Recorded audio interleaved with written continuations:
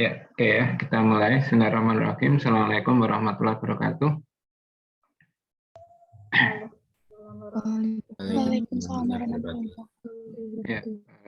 Ya, alhamdulillahirrahmanirrahim. Bersyukur kepada Allah SWT karena kita masih diberikan kenikmatan diantaranya dan sehatnya. Jadi mudah-mudahan kita senantiasa terjaga kesehatannya di tengah kondisi yang mungkin hari-hari atau akhir-akhir ini banyak yang mungkin hampir semua ya terkena flu ya. Mudah-mudahan flu biasa dan kita segera pulih. Oke ya, mungkin kelas B ketemu pertama ya dengan saya ya. Oke, Pak. Oke ya. Jadi kalau kemarin kelas A itu dengan Bu Farida ya,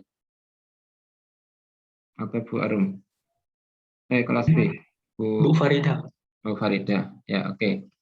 Jadi kalau sekarang mungkin kita gantian. Jadi kemarin saya di kelas A, ini di kelas B, dan kebetulan ini kelas B ada 2 mata kuliah yang mungkin besok hari libur ya, cuma terjadwal di hari itu ya. Mungkin nanti bisa diganti untuk hari yang lain. Kalau misalkan nanti besok kan libur, berarti nanti mungkin bisa minggu depannya 2 kali. Ya. Oke ya, mungkin sebelumnya jadi geometri memang ada geometri datar, kemudian ada geometri ruang. Jadi kalau dulu 1 mata kuliah dengan 3 SKS, sekarang dipecah menjadi 2 mata kuliah dengan 2, jadi 4 SKS. Ya. Jadi apa yang kita bicarakan di geometri datar tentunya nanti kita bawa di geometri ruang. Jadi orientasinya kan di situ. Jadi dari dimensi 2 mungkin dimensi ketiga. Nah, mungkin itu sebelumnya mungkin saya sampaikan, dan ini sekaligus mungkin menjadi catatan saudara semua, sehingga nanti apa yang barangkali perlu dilengkapi itu menjadi kesepakatan, mungkin itu adalah tanggung jawab masing-masing. Ini ya. Jadi pertama mungkin ini saya sampaikan secara garis besar ya tentang kontrak perkuliahan. Ya, jadi di dalam perkuliahan sama semuanya dibuat 16 kali tatap muka, itu termasuk nanti untuk UTS dan UAS ya. Jadi kita buat itu. Nah, pertemuan ke-8 kadang ya ke-9. Jadi kalau tergantung ini, tapi intinya kalau di dalam RPP atau di dalam silabus kita buat pertemuan ke-8 dan 16 itu adalah UTS dan UAS.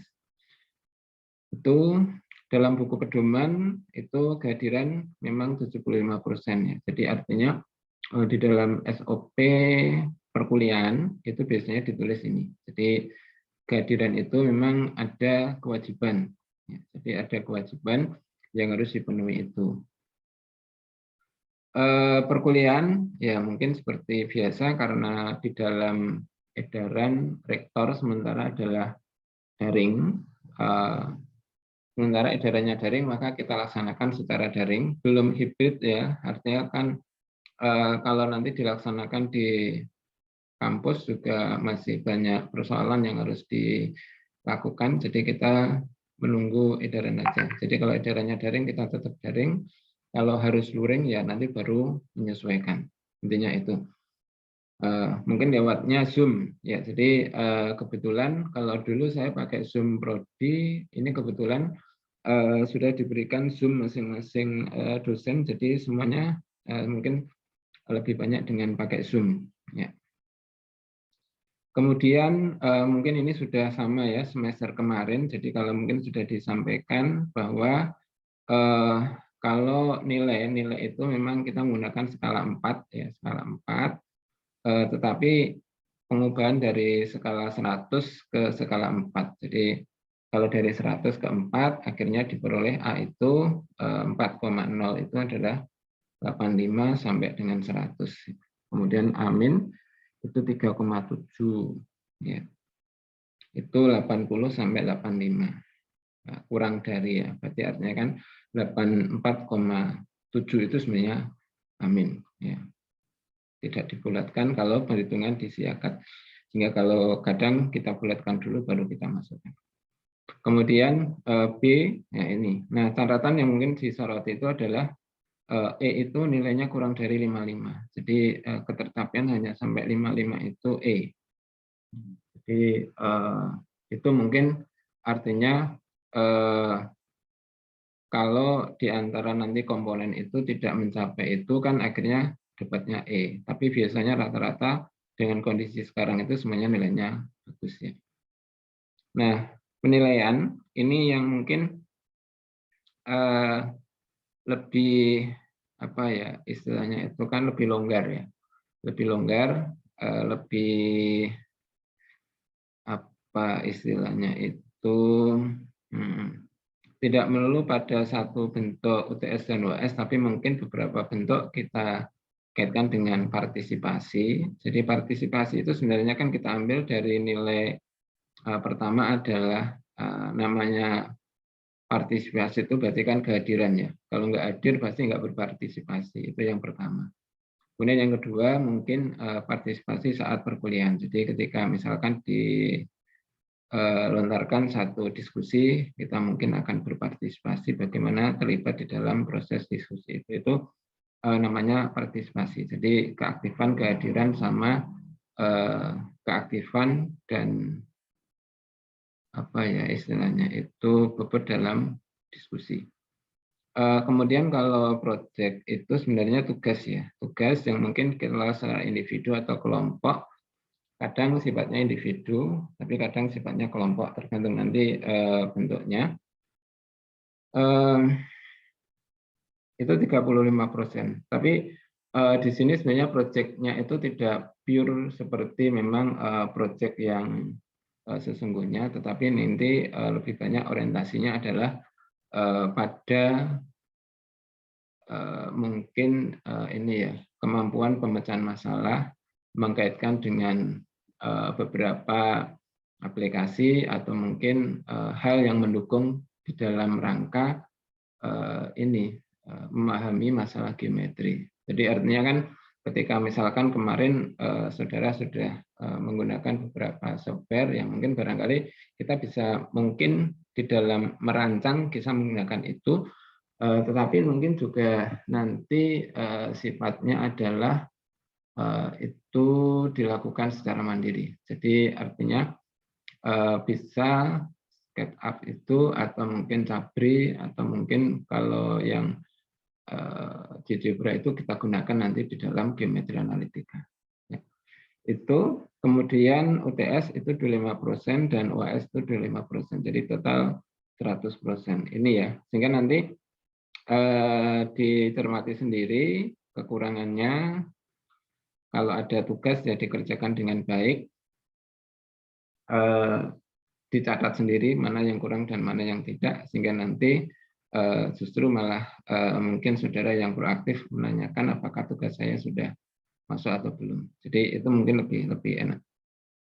Remedi itu sebenarnya memang diberikan kesempatan kalau nilainya itu tidak mencapai 60 ya batas minimal. Tapi memang beberapa kesempatan kalau dulu karena porsinya banyak di UTS UAS maka kita kasih kesempatan kalau kurang dari 70 itu adalah remedi. Jadi ini tergantung situasi dan kondisi ya. Jadi tapi di dalam buku pedoman itu akan kurang dari 60 ya. Jadi harapannya itu, tapi biasanya sih mudah-mudahan semuanya tidak ada nilai yang C ya, semuanya paling minimal ya B atau A. Itu mungkin untuk kontrak kuliah ada yang mau disampaikan? Nggak ada ya? Oke. Kalau tidak ada, jadi kemudian yang materinya di dalam perkuliahan ini, jadi nanti sebenarnya kalau kita lihat materinya ini kemarin saya geser sedikit. Jadi pertama adalah nanti kita bicara terkait dengan konsep dasar bangun ruang. Ya. Kemudian nanti mungkin melukis bangun ruang. Jadi melukis kita tidak, kalau misalkan nanti bisa menggunakan software boleh, tapi paling tidak memahami cara melukis. Cara melukis itu adalah kaitannya dengan memahami misalkan nanti ada bidang frontal, bidang ortogonal, dan sebagainya. Sehingga sesuatu yang mungkin kalau menggambar itu adalah pemikiran kita mengubah dari 3 dimensi ke 2 dimensi. Ya, jadi karena bidang gambar itu kan bidang mungkin 2 dimensi. Ya. Jadi ketika kita bicara bangun ruang kan 3 dimensi.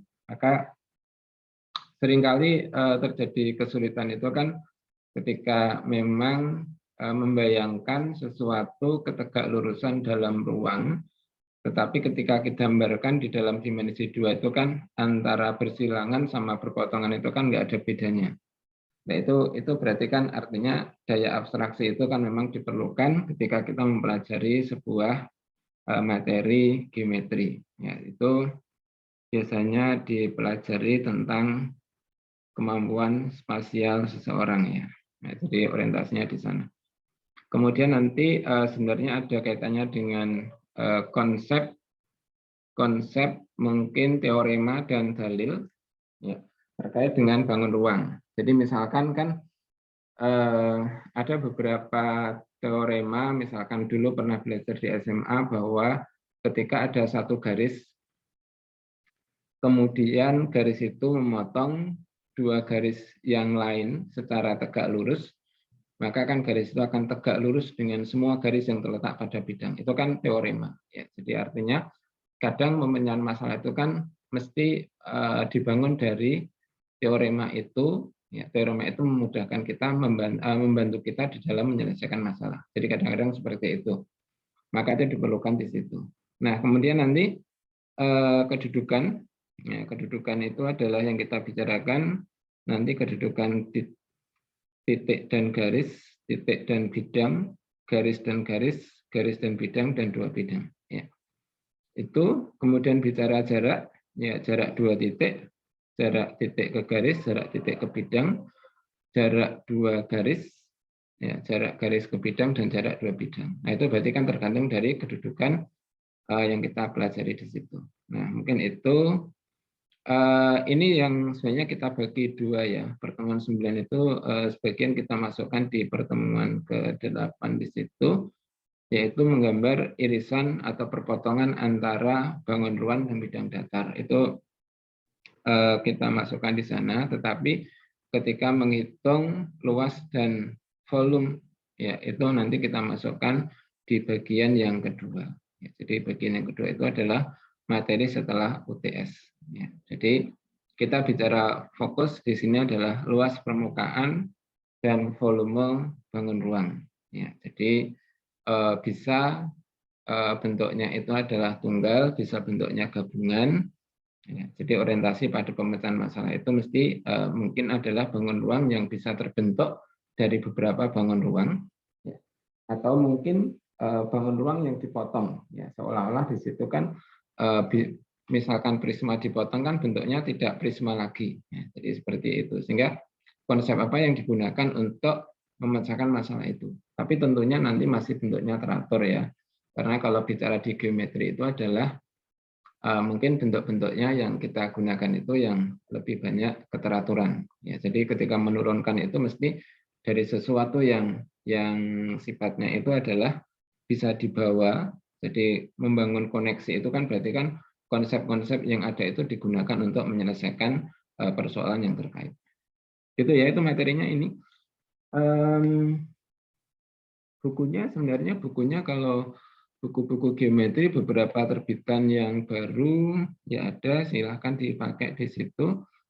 E-book juga ada, ya, tapi intinya materinya ini, sehingga Anda boleh menggunakan beberapa sumber ya, yang mungkin barangkali nanti kalau dilihat di RPS yang ada di ODW atau yang ada di Spada, nanti saudara bisa melihat buku yang saya gunakan di sana. Ya. Itu ya.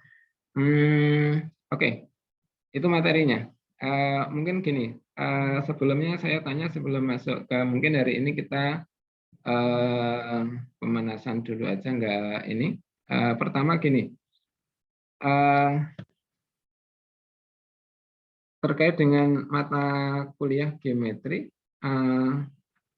ada hal yang mau disampaikan mungkin berdasarkan dari pengalaman kemarin atau tidak ada? Mudah, sulit, atau biasa saja?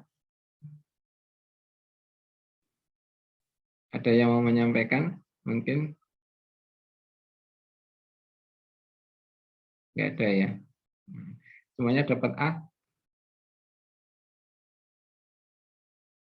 Semuanya dapat A? Enggak juga. Semuanya Ada dapat C, Pak. Ada yang C ya.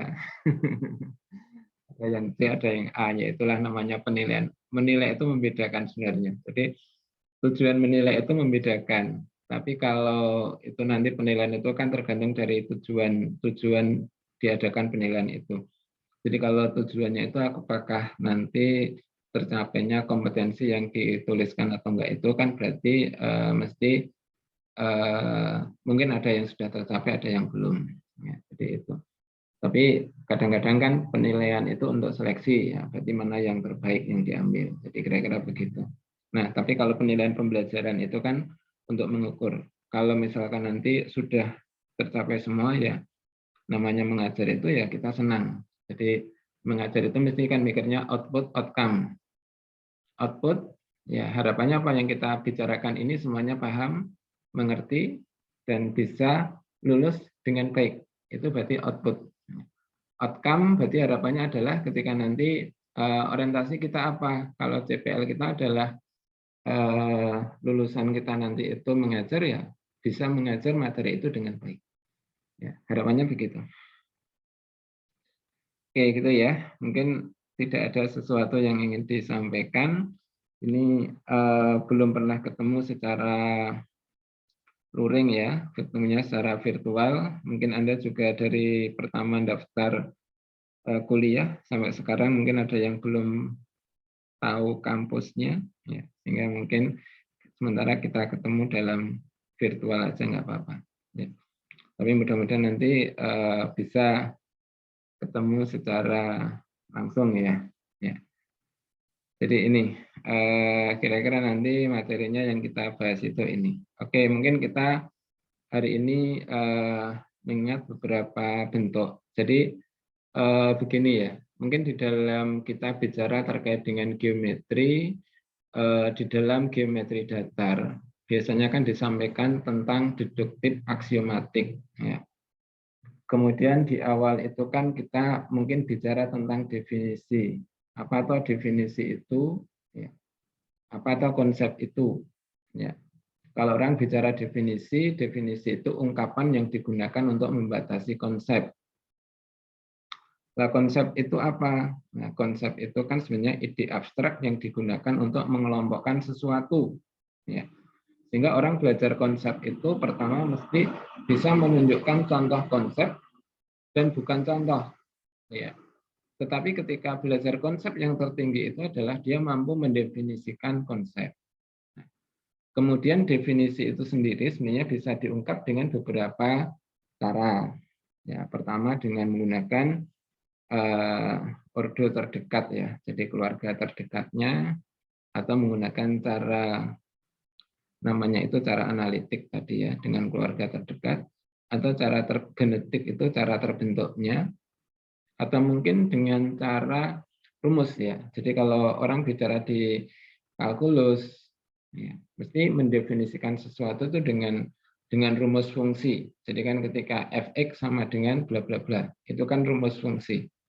Ya, sedangkan f yang memetakan dari a ke b ya, dengan bla bla bla itu kan berarti itu adalah mungkin ketika kita lihat mendefinisikan di awal itu kan dari bentuk seperti itu.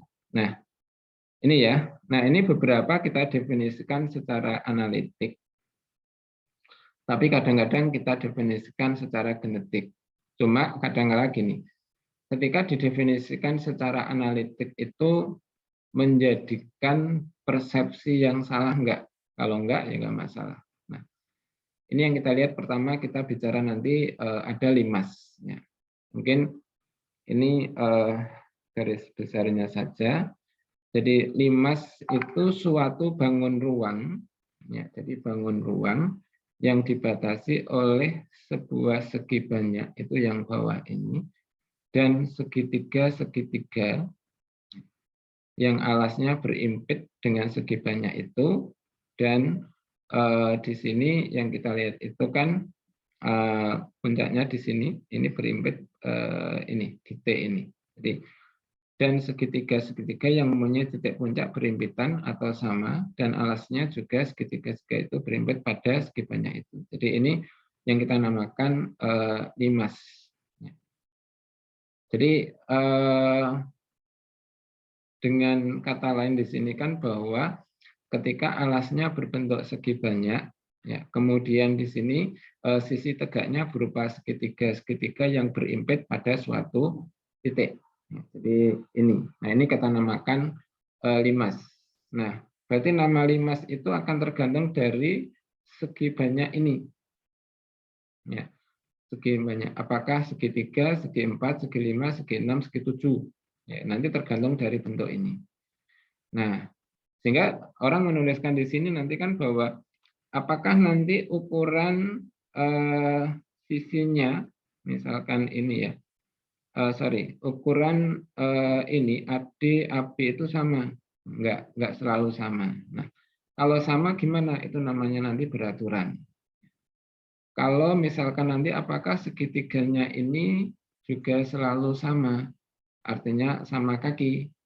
Kadang-kadang juga belum tentu. Nah, sehingga dikatakan itu nanti kan bahwa variasi limas itu akan sangat tergantung dari pertama adalah alasnya ini, segi banyaknya ini, kemudian juga ini tadi sisi tegaknya segitiga yang itu dia kongruen atau tidak. Di sini yang kita lihat pertama bidang sisi, ya, jadi bidang sisi itu sebenarnya kan yang kita tuliskan segi n ini ya, jadi artinya kan alas itu berupa segi n dan segitiga ini adalah bidang sisi. Nah, kemudian kalau perpotongan antara bidang sisi yang ada itu kita katakan rusuk. Ya, jadi rusuk itu perpotongan dari dua bidang sisi. Ya. Kemudian kalau ada rusuk, ya, ada rusuk berpotongan itu membentuk titik sudut. Jadi titik sudut itu perpotongan dari tiga atau lebih titik rusuk. Nah, ini yang kita katakan perbedaan pergeseran konsep ya. Pergeseran konsep itu gini.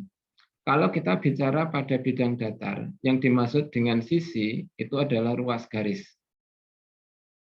Tetapi ketika kita bicara dibangun ruang, sisi itu berupa bangun datar.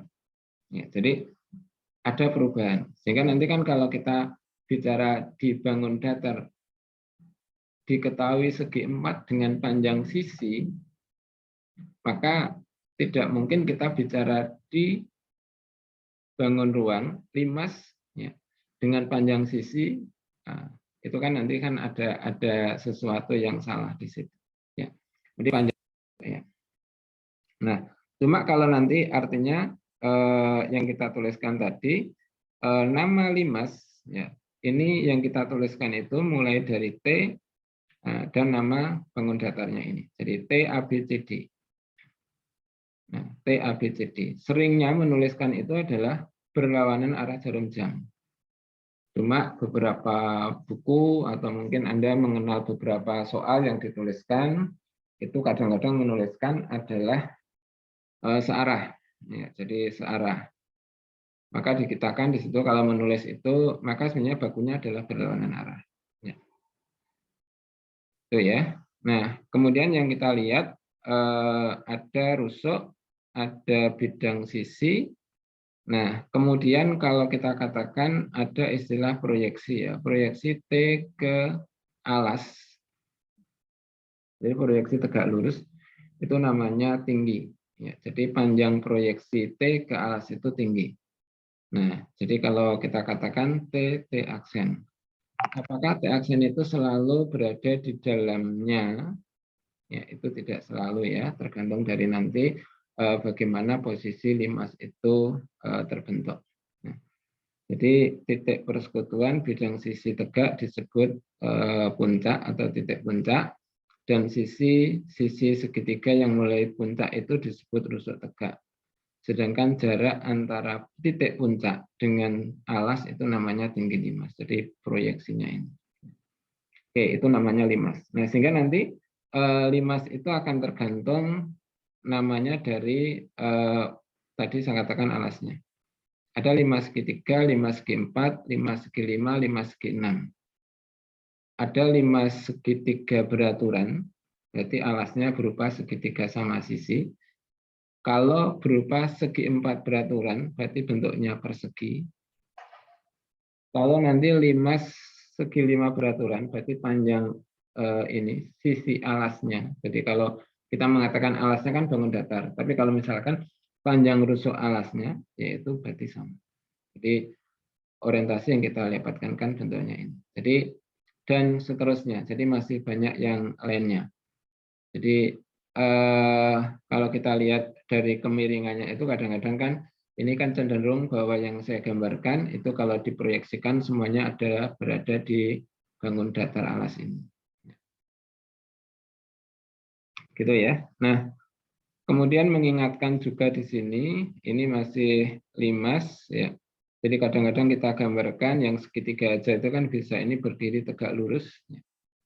Kemudian ini bentuknya ini. Maka ini namanya proyeksi. Jadi ini berarti tingginya itu panjangnya ini. Kalau ini nanti kita tarik di sini. Ini dan seterusnya. Nah, ini yang kita tuliskan ini. Ada istilah di dalam limas itu bidang 4. Bidang 4 itu adalah limas ini ya, yang kita tuliskan di sini. Bidang 4 itu adalah limas yang memiliki 3 bidang sisi tegak atau limas bersisi 3. Ini namanya ini. Nah, kalau kita tuliskan limas segitiga beraturan, itu ABC itu berupa segitiga sama sisi. Tetapi kalau kita tuliskan bidang 4 beraturan, berarti panjang rusuknya semuanya sama. Nah, itu bedanya menuliskan kalau bidang 4, berarti kan artinya ada 4 buah bidang sisi, ini tegaknya 3, alasnya 1. Nanti pertanyaan berikutnya nanti kan akhirnya gini, alas itu apakah selalu yang di bawah? Itu yang selalu muncul di dalam pertanyaan mungkin anak SD ketika ditanya dulu tentang garis tinggi segitiga. Ya, kalau alas itu berarti selalu yang di bawah, kemudian gurunya menggambarkan tinggi itu adalah yang ditarik itu. Sehingga ketika dimiringkan kadang akhirnya tidak tahu. Ya, jadi ketika apa itu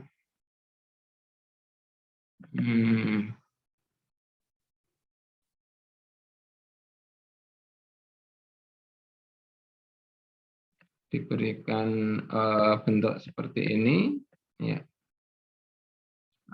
Kalau awalnya itu dikasihkan selalu bentuknya ini, ya.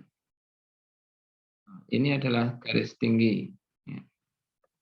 Tetapi ketika misalkan kita menggambar ini, kadang anak yang tidak memahami itu, ini garis tinggi bukan.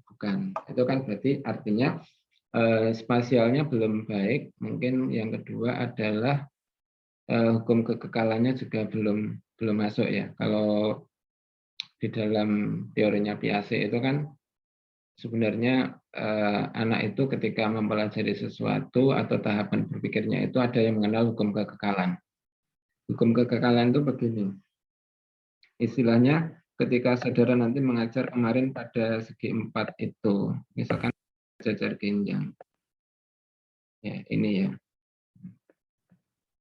Nah, misalkan ini. Nah, kemudian ketika ini kita potong di sini.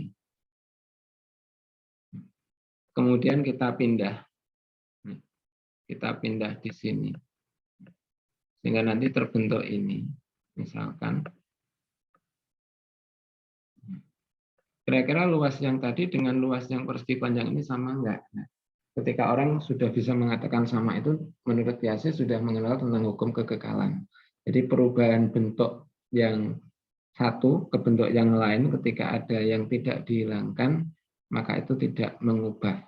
Ya, itu berarti orientasinya kan di sana. Ya. Jadi kayak kalau orang belajar apa ya istilahnya aljabar atau himpunan kemarin kalau di Dasmat himpunan ketika A itu elemen N, ya. Tapi ketika gurunya menuliskan N itu anggotanya apa? 1, 2, 3, 4, 5, dan seterusnya. Ketika diberikan anak yang tidak bisa berpikir abstrak, A elemen N, dia tidak bisa membayangkan ada variabel di situ. Ya, jadi ketika tidak memahami variabel, maka dia akan mencari nilai N. Ya kan nggak mungkin nilai A kan nggak ada di situ. Ya, itu berarti artinya konsep variabel di situ belum terpenuhi. Ya, jadi orientasinya di situ. Nah, ini yang kita katakan ini bidang 4.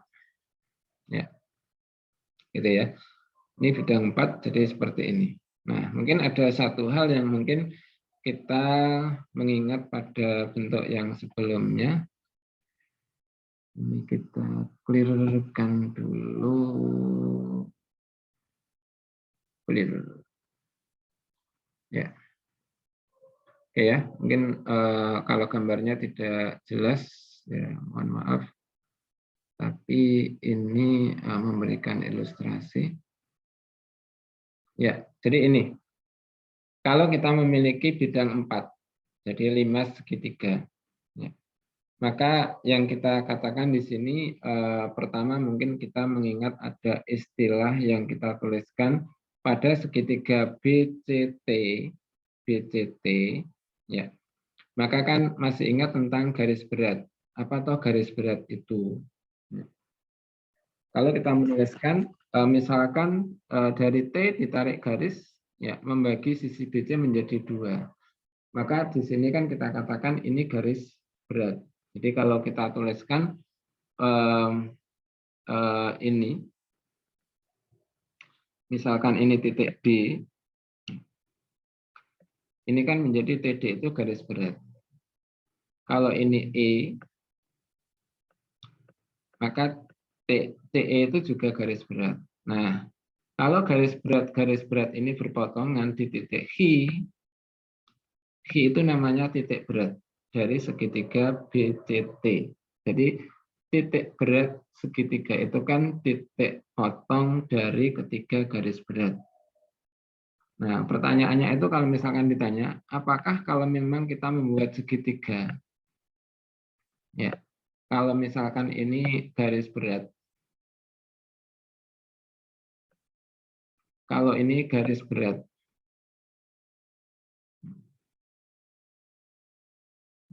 apakah kalau saya membuat garis berat dari titik ini A, sebentar, ini B, ini C, apakah kalau saya membuat garis berat dari titik C itu akan melalui titik ini? Ini kasih titik T. Nah, kalau saya membuat garis, misalkan ini ya, ini garis berat dari C, apakah akan melalui titik T? Ada yang bisa menjawab? Kalau saya membuat garis berat dari titik C pada segitiga ABC itu, kalau ini sudah ada AD, ini BE, ya, apakah akan melalui T?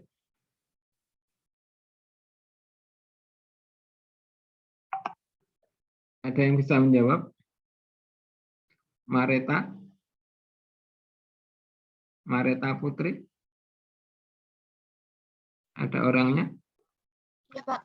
Ya, melalui C enggak? Melalui T enggak? Kalau dibuat garis berat dari titik C? Melewati.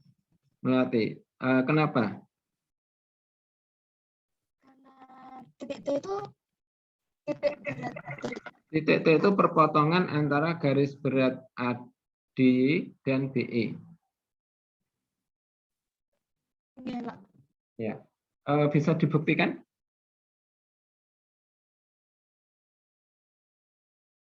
Bisa dibuktikan? Pernah membuktikan?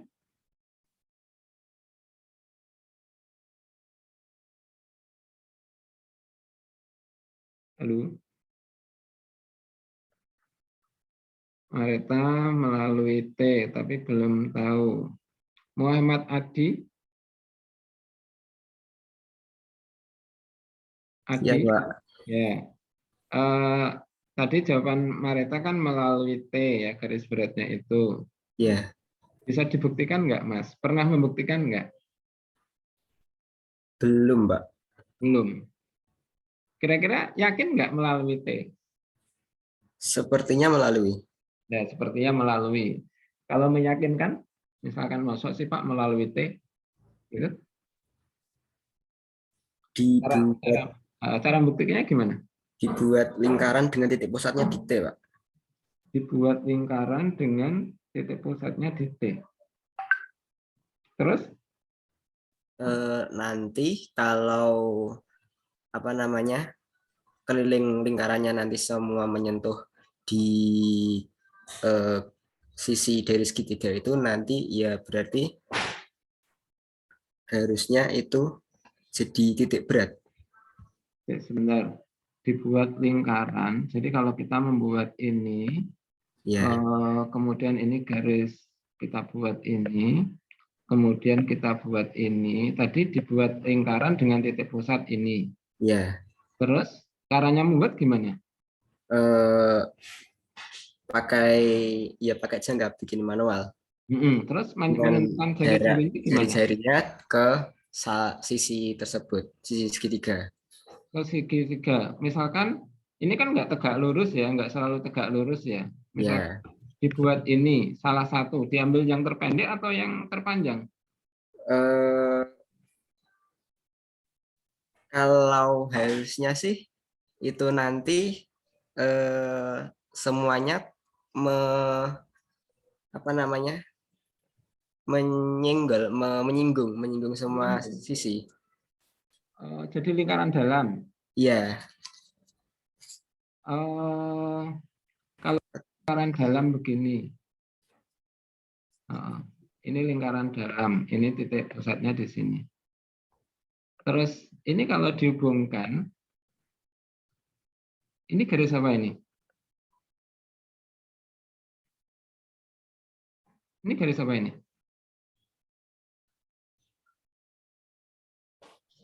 garis bagi ya. Garis bagi.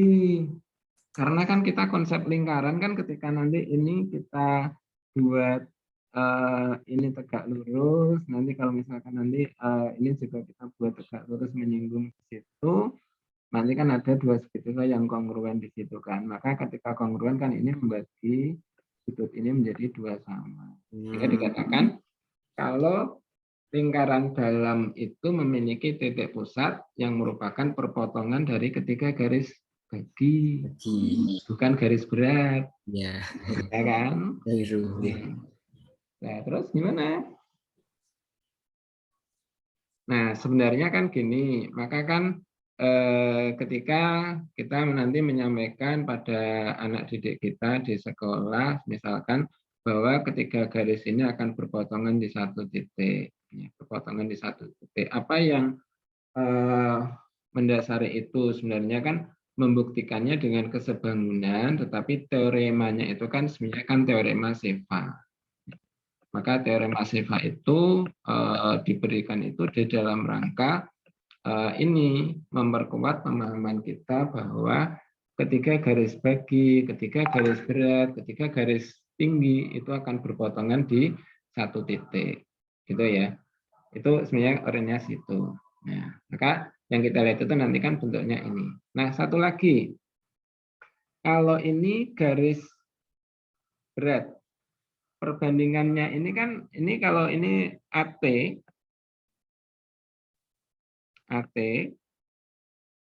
dibanding TD itu berapa? Kalau ini garis berat, AT dibanding TD berapa? 2:1. 2:1. Betul. Siapa tadi jawab? Nabila. Nabila. Oke. Nabila. Dari mana Nabila? Kok tahu 2:1?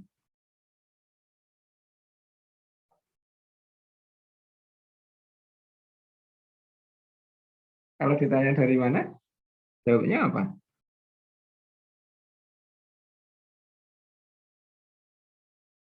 Karena ED sama dengan setengah AB. Karena ED, oke, karena ED itu setengah AB. Terus ED setengah AB, terus dampaknya ke ini apa ini? AT, TD. Jadinya nanti AB dibanding DE sama dengan 2:1. Terus dilihat dari segitiga. Ini T ya, ini T. Dilihat dari segitiga. Dilihat dari segitiga ABT sama DET, jadinya nanti sudut ABT sama dengan sudut DET itu tadi berseberangan. Dalam berseberangan ya. Ya, terus Ya, kesebangunan ya. BAT ya, sudut BAT sama sudut BAT, kalau BAT berarti dengan EDT ya.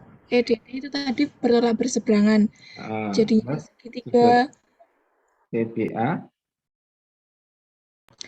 segitiga ABT sama segitiga DET itu tadi sebangun.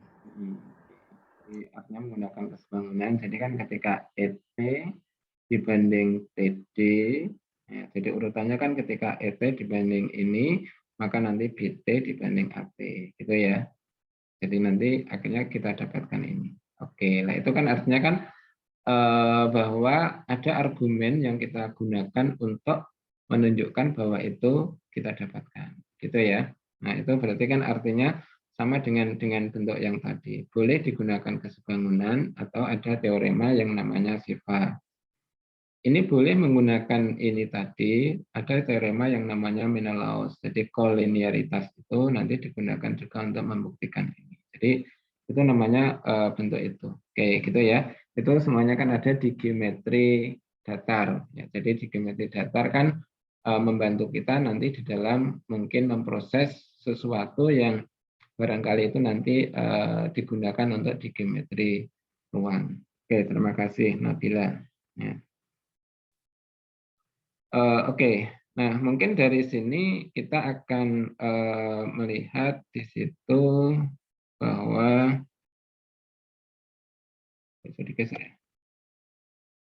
Sebentar, kembalikan dulu. Ya. Oke, ini kita stop dulu, clear. Nah, maksud saya itu nanti gini. Nah, berarti kan ketika kita nanti memiliki garis berat suatu bidang 4, ini kan namanya kan garis berat. Itu kan kalau titik berat E ke B itu namanya ini yang kita namakan garis berat bidang 4. Jadi kalau A, E ke sini itu namanya garis berat dari segitiga ini atau bidang sisi. Nah, sehingga nanti ketika garis berat pada bidang 4 itu akan berpotongan, menurut perpotongannya di sini kan 3:1. Jadi nanti sebenarnya kalau kita ilustrasikan secara sekilas itu gini. Kalau yang kita miliki ini, TE dibanding ini G misalkan. TE dibanding EG itu kan 2:1. Kemudian kalau GD, ini yang kita tuliskan ini juga nanti kita tuliskan 2:1. Nah, jadi bentuknya kan seperti ini. Nah, sebenarnya nanti kalau kita menggunakan bentuk itu boleh cara yang digunakan di dalam bentuk ini. Jadi kalau misalkan nanti menurut yang dibuat oleh Nabila tadi, misalkan nanti ketika kita membuat di situ kan ED ya, ED. Ya, ini kan dihubungkan di sini. Ya, jadi ketika kita membuat garis ED, ya, berarti nanti kan sebenarnya kan ada segitiga BGT dan segitiga dan ini ya, ini yang kita tulis ada garis ED.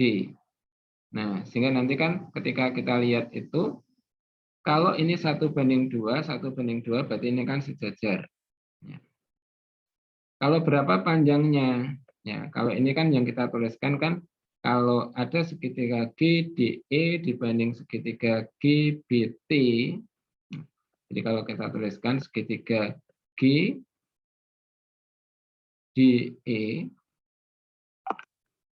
ya, itu kan sebenarnya kan sebangun dengan segitiga GE, BT. Nah, jadi kenapa sebangun? Ya ini kan pertama sudutnya berimpit, kemudian perbandingan sisinya kan ini 1:3, ini 1:3. Kan berarti kan sisi, sudut, sisi. Ya boleh seperti itu. Jadi boleh sudut, sudut, sudut, sisi, sudut, sisi, ya, itu berarti kan boleh. Nah, atau perbandingan sisi, banding sisi, banding sisi. Itu boleh. Nah, berarti nanti kan ketika kita bentuk segitiga BFT,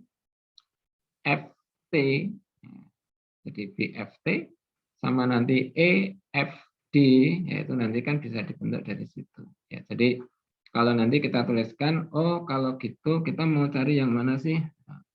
Misalkan yang dicari TF, oh yang ini. Berarti nanti kan ketika kita ambil ED dibanding TFD, ED ya, dibanding dengan FD, nah, itu yang kita tuliskan di sini kan bahwa ketika kita membentuk ini, maka yang kita tuliskan ini ketika ED, FD sudutnya di sini. Ini. Nah, ini yang Mas perhatikan ini. Oh, kalau gitu akan sama. Jadi kalau ini yang kita tuliskan, maka di sini kan ada TB dibanding nanti dengan TF.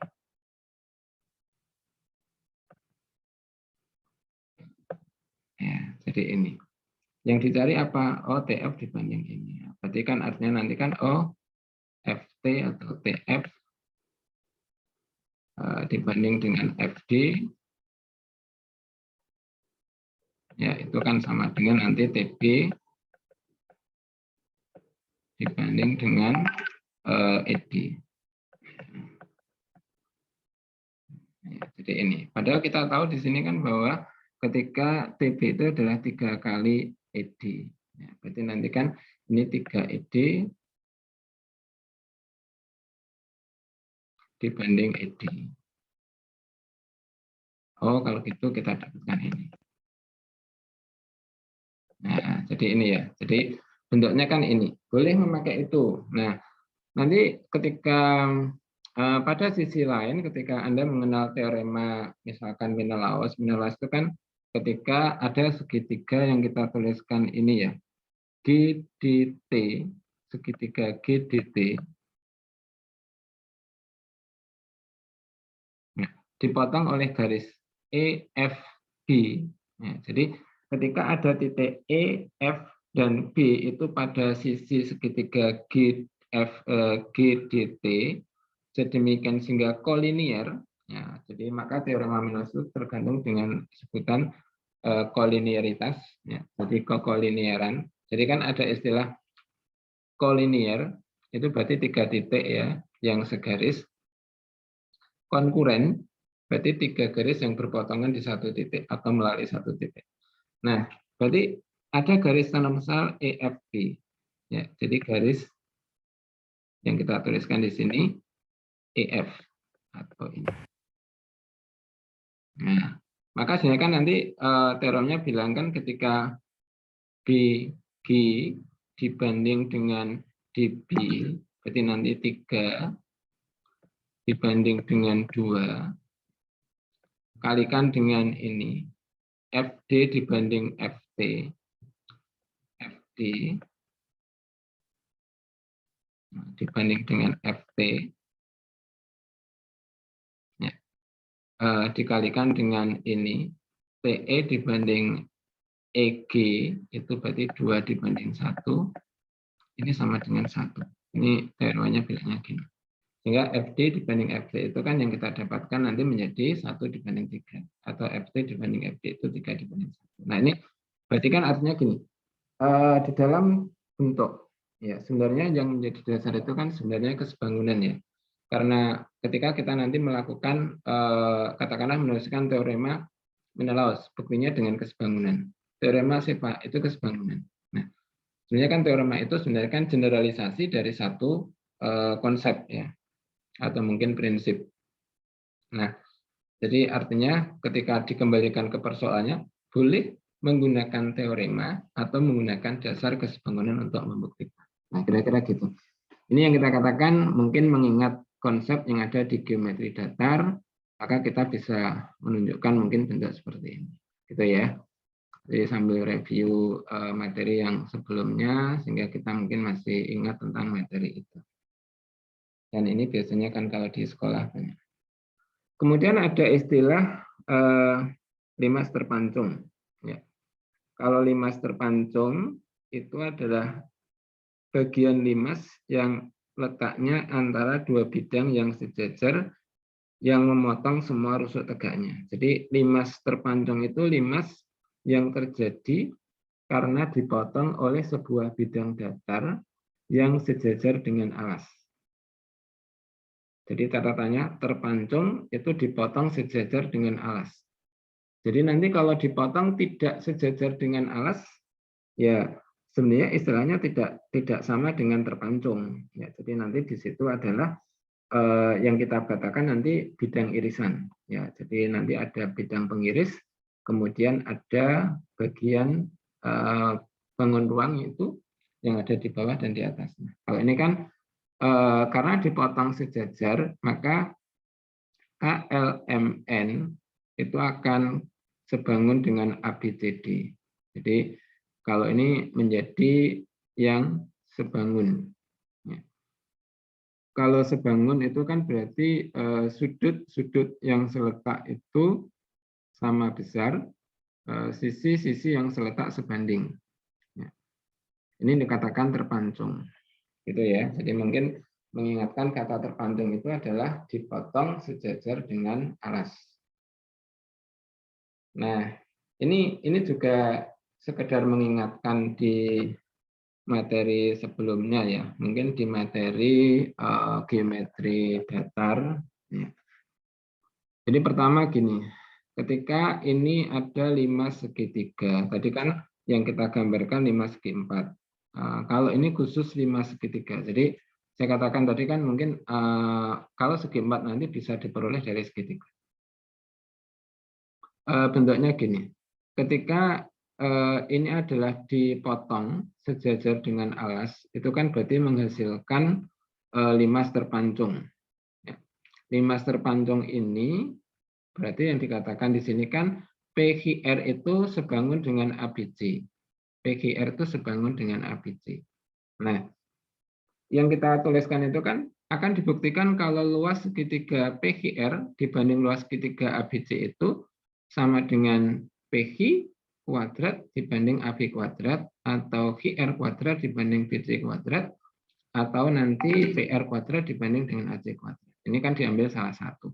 Jadi boleh ini, nanti suatu saat itu adalah RH kuadrat, nanti dibanding dengan BC kuadrat. Jadi boleh salah satu dia. Ya, jadi ini.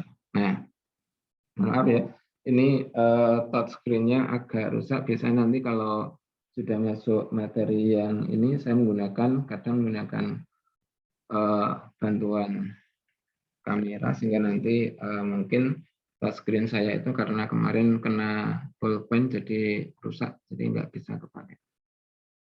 Oke. Nah, ini kan gini, kalau kita mungkin mengingatkan bentuk ini, jadi mengingatkan bentuk ini. Jadi artinya kan benar nggak sih ini berlaku ini? Maka yang kita lihat itu kan gini. Kalau misalkan ini adalah segitiga PQR, ya, ini segitiga ABC. Nah, kalau misalkan nanti kita menghitung luas segitiga ABC atau dan PQR, nanti apakah akan kalau kita bandingkan sisanya ini.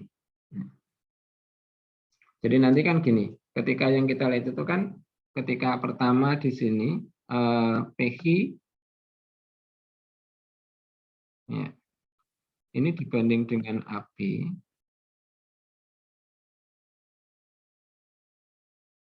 itu kan sama saja dengan RQ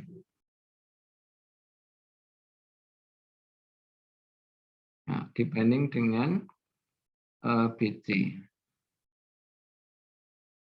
Nah, jadi kan sebenarnya kan ini yang kita tuliskan mungkin orientasinya kan nanti yang sama dengan nanti kan ketika tuliskan OTP dibanding TA. Jadi ini kan awalnya dari ini yang sama dengan kalau ini kita tuliskan TI ya dibanding dengan TB. Ya, jadi ini yang kita tuliskan mungkin awalnya bentuknya adalah itu.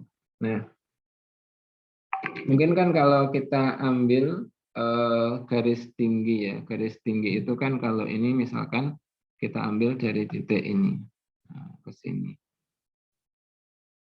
Nah, ini juga diambil garis tingginya kan ke sini. Nah, ini R aksen, ini adalah C aksen. Ya.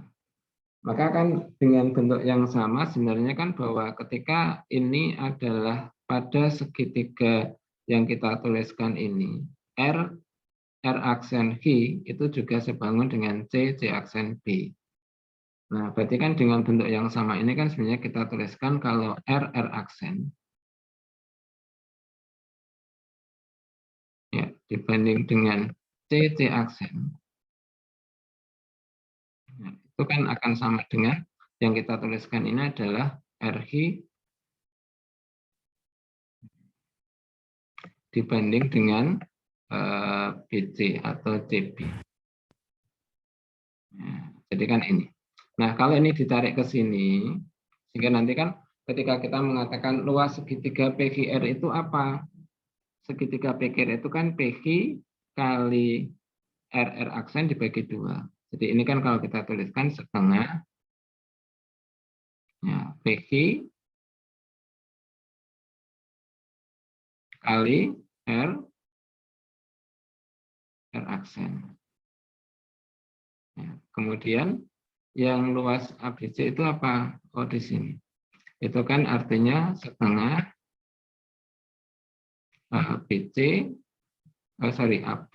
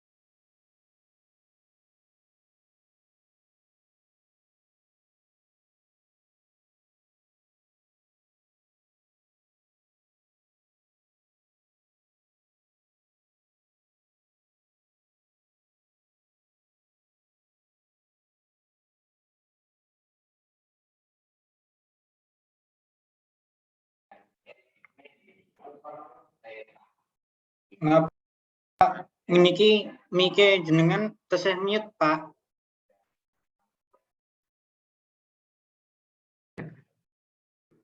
Oke, nggak kelihatan. Oke, sorry.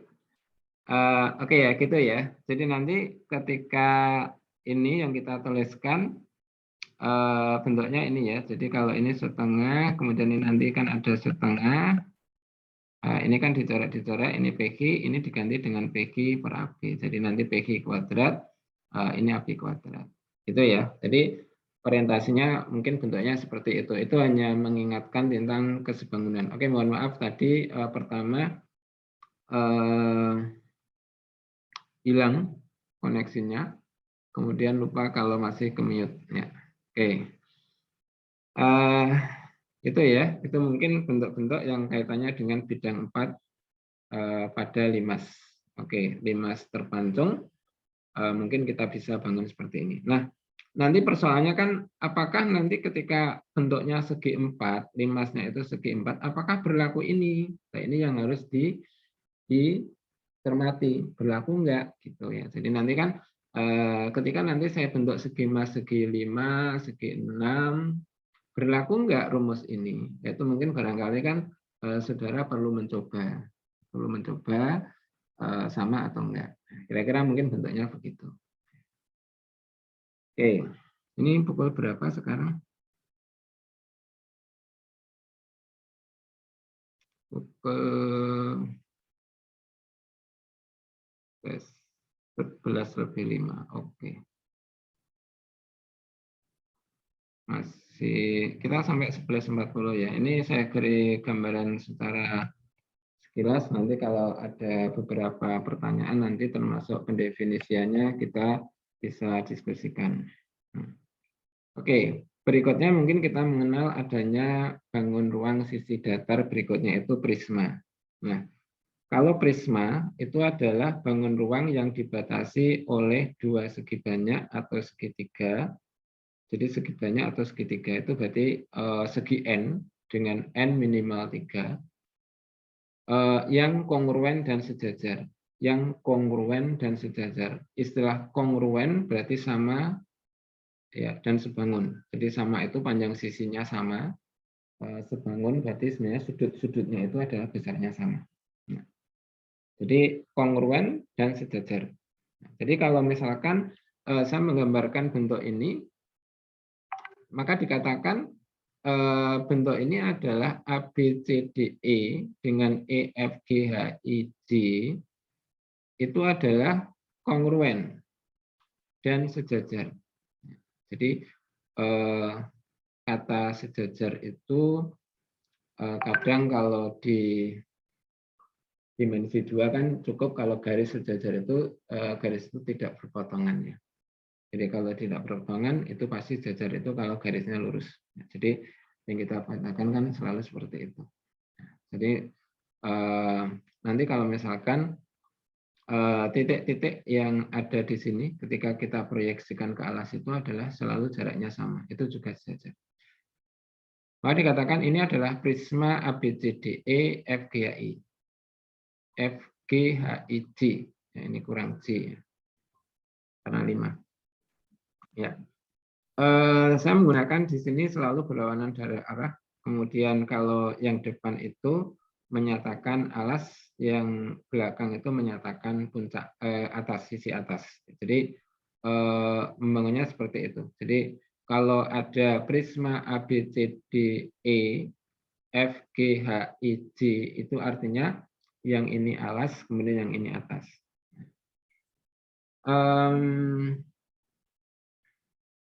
Apa ya?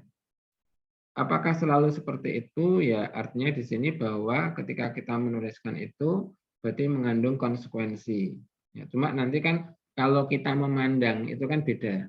Jadi kalau kita pandang FGHIJ itu adalah alas, ya berarti nanti yang ini atas. Berarti kan kita balik. Jadi mesti ada konsep awal, kemudian ketika ada perubahan itu akan mengikuti dari perubahan itu. Gitu ya. Nah, nama prisma itu juga tergantung dari nama alasnya juga. segi 5, segi 3, segi 4, segi 8, dan seterusnya. Jadi prisma beraturan itu juga alasnya berupa segi N beraturan. Jadi kalau nanti prisma segitiga beraturan itu artinya ini sama sisi. Kalau alasnya sama sisi, atasnya sama sisi, karena di situ kan sejajar dan kongruen. Nah, kemudian ada istilah prisma tegak, yang mungkin yang kita bicarakan banyak di persoalan geometri itu, nanti juga bicara tentang prisma tegak. Nah, kalau prisma tegak itu adalah prisma yang rusuk tegaknya berdiri tegak lurus dengan bidang alas. Jadi artinya ketika AP, BQ, CR, DS, ET itu tegak lurus dengan alas. Jadi artinya tegak lurus dengan ABCD. Ya, sehingga nanti kan teoremanya kan kalau dia tegak lurus dengan alas itu berarti tegak lurus dengan rusuk AB, tegak lurus dengan rusuk AE, ya, dan tegak lurus dengan semua garis yang terletak pada bidang ABCD. Sehingga nanti kan apakah AP tegak lurus BE? Ya. Nanti kita bicara tentang konsep dua garis yang bersilangan. Gitu ya. Jadi nanti masuknya kan di sana. Cuma ini yang kita kenalkan dulu. Jadi ketika AP, BQ, ya, CR itu tegak lurus dengan alas, maka kita namakan prisma tegak. Ya. Kalau AP, BQ tegak lurus dengan ini, berarti kan ABQP itu juga tegak lurus dengan alas. Jadi bidang sisi tegaknya itu adalah tegak lurus dengan alas. Ya, jadi orientasinya di situ. Kemudian kalau prisma teratur tadi saya katakan sini prisma tegak yang bidang alasnya berbentuk segi banyak beraturan. Nah, salah satunya itu kan kubus. Ya, jadi kubus itu kan salah satu bentuk prisma teratur. Nah, alasnya berupa ini ya, segi banyak beraturan. Nah, kalau paralel epipedum itu adalah prisma yang bidang alasnya berupa jajar ginjang. Ini jarang dipelajari di SMA ya. Jadi biasanya kita memunculkan hanya istilah prisma, tetapi yang selalu dibicarakan di sana dia segi empat. Segi empatnya itu sebenarnya kan tergantung dari bentuknya juga. Bisa segi empat itu jajar ginjang, bisa segi empat itu adalah belah ketupat, bisa segi empat itu adalah trapesium. Nah, tapi kalau ini berupa alasnya jajar ginjang, itu namanya paralel epipedum. Tapi tidak harus tegak. Tapi kalau paralel epipedum tegak itu adalah paralel epipedum yang rusuk-rusuk tegaknya berdiri tegak lurus. Nah, berarti artinya di sini bentuknya berdiri tegak lurus itu berarti kita katakan tegak. Jadi kan kadang-kadang kan bentuknya condong, miring. Jadi boleh seperti itu. Nah, sehingga yang kita tuliskan di sini ada istilah yang kita kenal itu kan balok sama kubus. Ya, jadi kalau kubus itu sebenarnya kan paralel epipedum siku-siku itu kan disebut balok. Sedangkan paralel epipedum siku-siku yang semua rusuknya sama panjang itu dinamakan kubus. Ya, jadi kalau balok itu kan paralel epipedum siku-siku. Jadi tadi kan kalau dulu mendefinisikan persegi panjang adalah jajar ginjang yang salah satu sudutnya siku-siku. Nah, itu berarti kan sebenarnya mengacu pada bentuk ini. Paralelepipedum siku-siku adalah paralelepipedum tegak yang bidang alasnya berupa persegi panjang. Ya, jadi dari jajar ginjang, kemudian kan salah satu sudutnya itu siku-siku, maka menjadi persegi panjang. Nah, itu yang kita namakan balok, sedangkan kalau rusuknya sama itu namanya kubus. Nah, ini semuanya kan kita definisikan dengan cara analitik. Ya. Tapi kalau genetik itu yang seperti ini. Jadi kadang di buku itu kan saya menuliskan secara genetik. Cara terbentuknya. Jadi kubus adalah bangun ruang yang terbentuk dari 6 buah persegi, di mana persegi-persegi saling berimpit pada sisi-sisinya, sehingga sisi yang berhadapan saling sejajar dan sisi yang berimpitan pada sisi saling tegak lurus. Jadi ini kadang-kala kita mendefinisikan secara genetik cara terbentuknya. Itu boleh. Tetapi biasanya kalau di dalam membangun suatu konsep pada anak, itu kan membelajarkan itu kan tergantung dari skenario yang kita buat. Apakah kita akan menggunakan analitik atau menggunakan deduktif. Itu biasanya menggunakan genetik. Itu biasanya kita bangun di sana. Kan dulu pernah misalkan bicara tentang katakanlah jajar ginjang. Atau kita katakan belah ketupat. Belah ketupat adalah misalkan segi empat yang terbentuk dari sebuah segitiga sama kaki yang dicerminkan terhadap alas. Jadi segi empat yang terbentuk dari sebuah segitiga dan bayangannya yang dicerminkan terhadap alas. Itu kan berarti cara terbentuknya. Tetapi ketika kita menggunakan cara analitik, jadi kan mengatakan apakah kita menggunakan jajar ginjang atau menggunakan segi empat umum. Kalau menggunakan segi empat umum kan kita mengatakan belah ketupat adalah segi empat yang memiliki panjang sisi sama.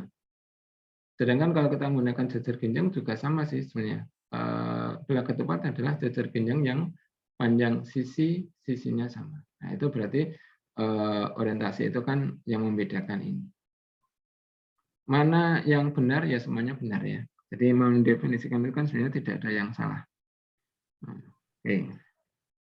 Tolong nanti ada istilah jaring-jaring. Tadi kan di Limas belum saya buat atau saya ungkap. Tapi nanti kalau di sini ada istilah jaring-jaring, itu sebenarnya kan pengertiannya itu kan bangun datar ya. Jadi jaring-jaring itu apa? Bangun datar yang terbentuk dari gitu ya. Dari sebuah misalkan prisma, berarti kan dari sebuah prisma yang dipotong menurut beberapa rusuknya yang direbahkan sejajar dengan bidang datar. Jadi kalau Anda membuat bangun ruang prisma, kemudian hanya Anda potong-potong saja, belum direbahkan sejajar dengan bidang datar, itu berarti belum jaring-jaring. Jadi jaring-jaring itu kalau sudah disusun seperti ini. Kalau ini masih bentuknya ini, yaitu baru membentuk jaring-jaring, baru memotong itu. Jadi dikatakan kan bangun datar, itu kan berarti harus lurus, harus rata. Ya, jadi seperti itu. Gitu ya, itu pengertiannya gitu. Sehingga di dalam membangun itu kan harus memiliki persepsi yang sama. Sehingga nanti tolong bisa dibuat definisi mungkin pengertian yang sebelumnya. Ada diagonal sisi, ada istilah diagonal ruang, ada istilah bidang diagonal. Kan kalau kita tuliskan nanti di dalam bentuk ini, kalau pada segitiga, pada balok ini ada diagonal sisi, ada diagonal ruang, ada bidang diagonal. Nah, pengertian diagonal sisi itu kan di geometri datar, itu kan ruas garis yang menghubungkan dua buah titik sudut yang tidak terletak pada sisi yang sama. Itu kan pengertian dari diagonal sisi. Ya. Sehingga orang tidak terjebak pada bangun datar itu konveks dan tidak konveks. Ya. Sehingga terjebak itu gini. Ketika diberikan mungkin bentuk seperti ini bisa ya. Tapi kalau misalkan diberikan bentuk seperti ini,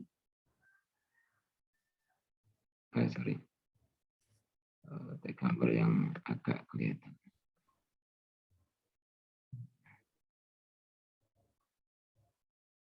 Oh, prisma kayak mana?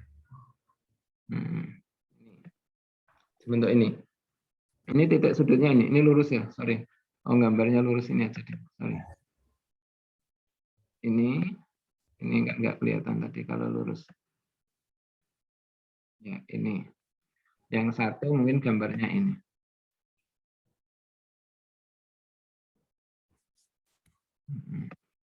Ini gambar satu. Ini gambar 2. Nah, ini kita bicara di bangun datar dulu. Kalau misalkan saya tanya di sini, gambar 1 itu memiliki berapa diagonal? Gambar 1? 2. 2 ya. Jadi kalau ini ada titik A, ini titik B, ini titik C, ini titik D, nah, bisa dibuat 2 AC dan BD. Kalau gambar 2 ada berapa?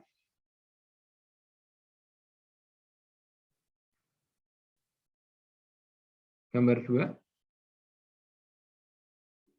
Ini titik A, ini titik B, ini titik C, ini titik D. Gambar 2 ada berapa? Asrul? Asrul tadi jawab yang 1, 2. Ada berapa? Gambar 2? Ira? Ira, ada orangnya? Ya, Pak. Ya. Gambar 2 ada berapa diagonalnya, Mbak?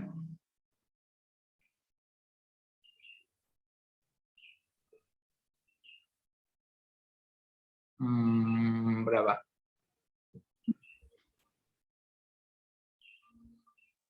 Ada 2 ya. Oke. Jadi sebenarnya ada 2 juga. Yang 1 BD, yang 1 AC.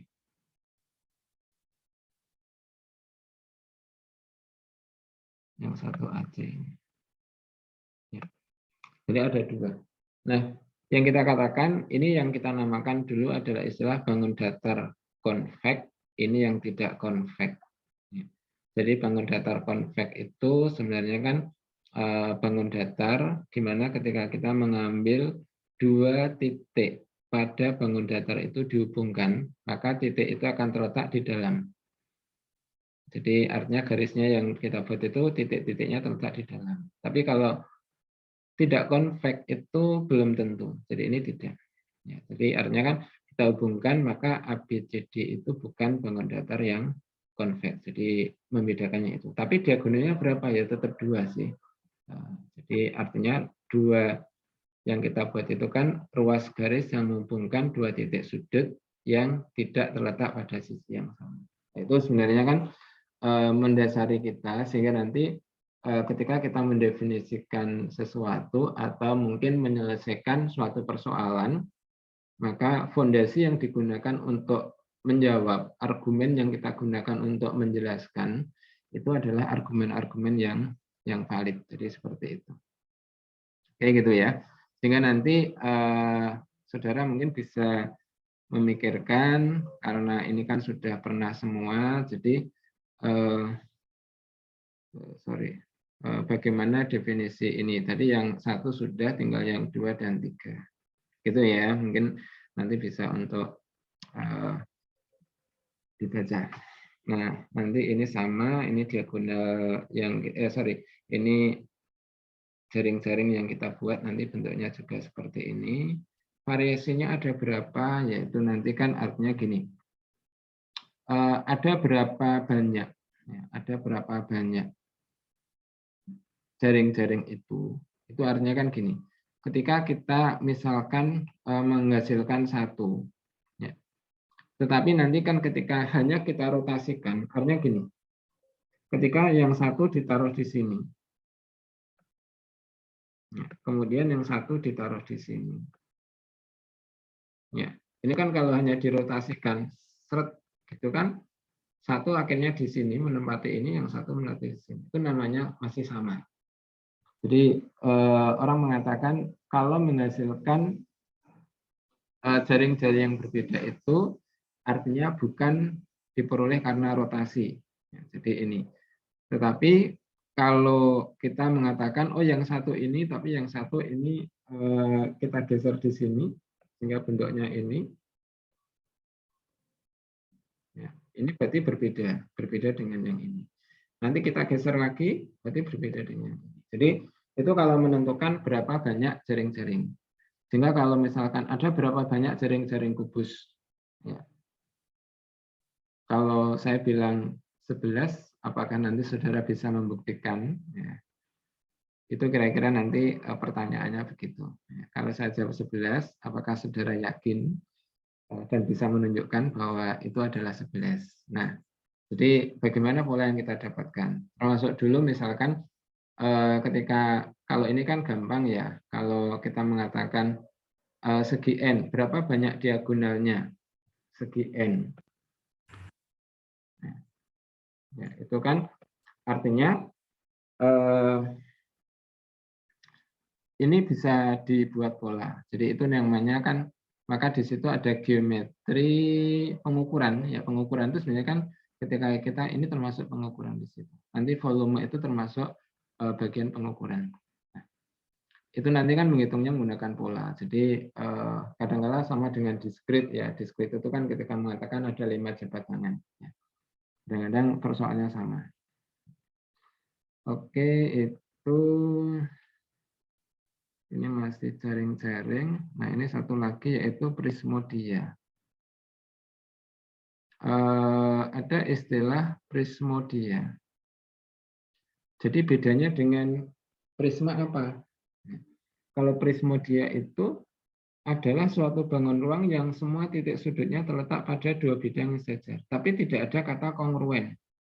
Maka di sini kan ini segitiga, ini segi 4. Nah, maka di sini ABFE itu bukan suatu bidang datar. Ya, ABF itu bukan suatu bidang datar. Tapi di sini ada satu bidang ABE dan bidang BFE. Jadi ini bentuknya lekukan. Jadi agak melekuk di situ. Jadi maka di sini kan orientasinya kan yang kita buat itu mungkin bentuknya adalah segitiga. Ini menjadi segitiga yang titik puncaknya di sini. Terbalik juga di sini. Itu namanya prismodia. Jadi prismodia itu adalah bangun ruang yang semua titik-titik sudutnya itu terletak pada dua bidang yang sejajar, tetapi tidak ada kata kongruen. Jadi membedakan itu kan gini, kalau dulu kita menuliskan trapesium adalah segi 4 yang memiliki tepat dua pasang sisi yang sejajar, maka dikatakan jajar ginjang itu bukan trapesium. Persegi panjang itu bukan trapesium karena katanya kan tepat. Karena apa? Jajar ginjang itu memiliki dua, atau sepasang sisi yang berhadapan itu saling sejajar. Maka orientasinya adalah begitu. Ya, gitu ya. Itu bentuk yang kita bawa dari sini. Maka mungkin nanti pertama adalah ini, sehingga nanti saudara mungkin bisa membaca-baca lagi beberapa bentuk tadi, mungkin bisa di ini. Nanti materi ini akan saya share di, sebenarnya sih maunya di Sepada, cuma nanti kalau misalkan di Sepadanya ya saya share di grup ya. Tapi sudah bisa mencoba masuk Sepada belum ya? Sudah. Sudah. Nggak ada masalah ya? Oke. Kalau nggak ada masalah nanti saya share di Sepada saja, nggak apa-apa materinya, biar nanti saudara inguk-inguk Sepadanya. Kemudian yang kedua, kalau nanti ada tugas-tugas juga saya masukkan mungkin di Sepada. Ya, kira-kira begitu. Jadi Sepada itu mungkin tempat untuk mengumpulkan beberapa kegiatan administrasinya, mungkin enak di sana, tidak hilang. Karena kalau di WA itu ketutup, hilang. Nah, maka di situ ya. Mudah-mudahan itu. Ada pertanyaan hari ini?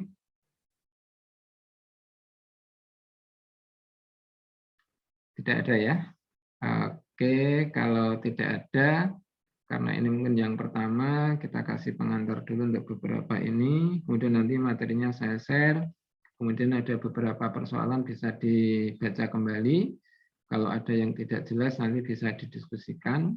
Atau nanti kalau sudah jelas, kita bisa memberikan penugasan di sana. Oke, matur nuwun. Kalau ada salahnya mohon maaf untuk hari ini. Terima kasih. Assalamualaikum warahmatullahi wabarakatuh. Waalaikumsalam warahmatullahi Waalaikumsalam wabarakatuh. Baik. Terima kasih, Pak. Terima kasih, Pak. Terima kasih, Pak. Waalaikumsalam.